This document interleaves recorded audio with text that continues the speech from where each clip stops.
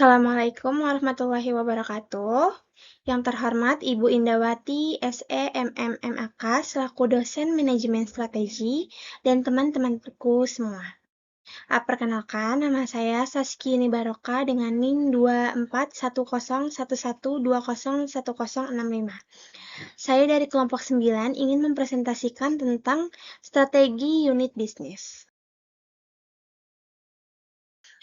Pengertian strategi unit bisnis. Strategi unit bisnis adalah cara perusahaan mengelola setiap unit usaha agar dapat berjalan lebih fokus, efektif, dan mampu bersaing di pasar.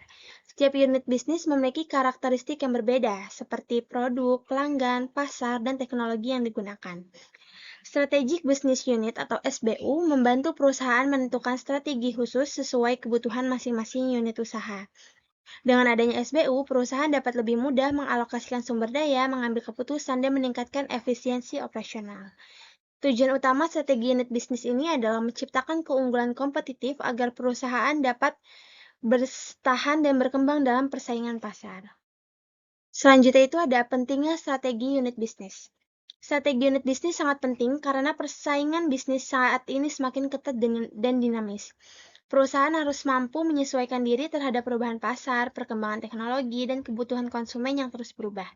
Dengan strategi yang tepat, perusahaan dapat yang pertama itu bisa meningkatkan daya saing, yang kedua ada mempertahankan pelanggan, yang ketiga ada mengoptimalkan sumber daya, dan yang keempat ada meningkatkan efisiensi operasional. Selanjutnya, pokok utama strategi bisnis. Beberapa fokus utama dalam strategi bisnis adalah yang pertama ada harga rendah dan kualitas tinggi. Maksudnya adalah perusahaan harus mampu memberikan produk berkualitas dengan harga yang sesuai agar menarik konsumen. Yang kedua ada efisiensi biaya operasional. Biaya produksi harus dikelola secara efektif agar perusahaan memperoleh keuntungan maksimal. Yang ketiga ada pelayanan dan produk yang lebih baik. Pelayanan yang baik akan meningkatkan kepuasan dan loyalitas pelanggan. Dan terakhir ada kebijakan perusahaan yang mendukung. Kebijakan internal seperti manajemen SDM, kesehatan karyawan, dan inovasi sangat mempengaruhi keberlangsungan bisnis. Selanjutnya, analisis SWOT. Analisis SWOT adalah metode yang digunakan untuk mengetahui kondisi bisnis secara menyeluruh melalui faktor internal dan eksternal perusahaan.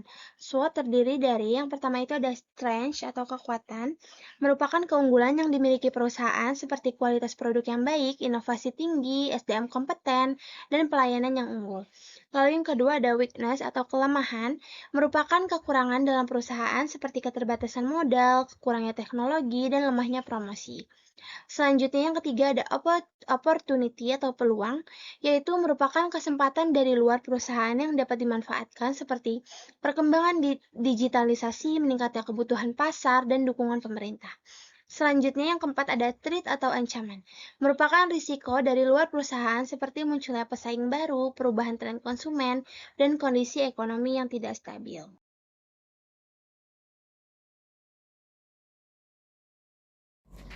Selanjutnya di slide 6 ada faktor internal dan eksternal, di mana faktor internal adalah hal-hal yang berasal dari dalam perusahaan dan masih bisa dikendalikan oleh manajemen. Sedangkan faktor eksternal berasal dari luar perusahaan dan biasanya sulit dikendalikan oleh manajemen.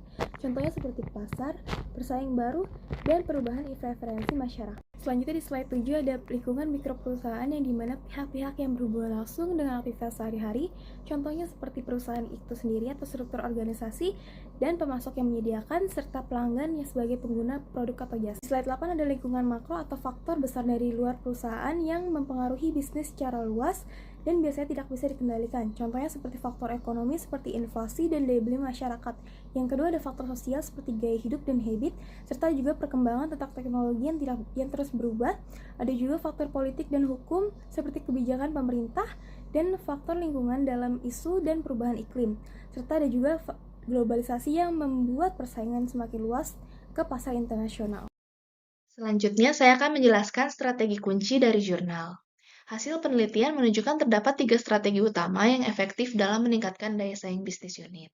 Yang pertama ada diferensiasi produk, yaitu perusahaan melakukan inovasi produk agar memiliki nilai tambah dan berbeda dari pesaing. Yang kedua, optimalisasi operasional, yaitu pemanfaatan teknologi untuk meningkatkan efisiensi kerja, menekan biaya, dan meningkatkan produktivitas. Dan yang ketiga adalah adaptasi teknologi digital. penggunaan platform digital, media sosial, dan e-commerce untuk memperluas pasar dan menjangkau konsumen yang lebih luas. Selanjutnya adalah penerapan ESG. ESG adalah konsep keberlanjutan bisnis yang terdiri dari environmental atau lingkungan, yaitu perusahaan menjaga lingkungan melalui produk ramah lingkungan dan efisiensi energi. Yang kedua adalah sosial, perusahaan memiliki tanggung jawab sosial terhadap masyarakat dan karyawan. Yang ketiga adalah governance atau tata kelola, perusahaan menerapkan transparansi, kejujuran, dan tata kelola yang baik. Penerapan ESG membantu meningkatkan reputasi perusahaan, kepercayaan konsumen, dan keberlanjutan bisnis dalam jangka panjang. Kesimpulan presentasi kami pada hari ini adalah yang pertama, strategi unit bisnis memiliki peran yang sangat penting dalam mempertahankan dan mengembangkan perusahaan di tengah persaingan global. Yang kedua, analisis SWOT membantu perusahaan memahami kekuatan, kelemahan, peluang, dan ancaman, sehingga strategi yang dibuat menjadi lebih tepat. Yang ketiga, faktor penting yang mendukung keberhasilan bisnis adalah inovasi produk, efisiensi perusahaan operasional, pemanfaatan teknologi digital, dan penerapan ESG. Yang keempat, perusahaan yang mampu beradaptasi dengan perubahan pasar akan lebih mudah mempertahankan daya saing dan mencapai keberlanjutan bisnis jangka panjang. Sekian presentasi kami pada hari ini. Kurang lebihnya kami mohon maaf jika ada teman-teman yang ingin bertanya atau ingin berdiskusi, teman-teman boleh komen di kolom komentar di bawah. Akhir kata kami ucapkan terima kasih. Assalamualaikum warahmatullahi wabarakatuh.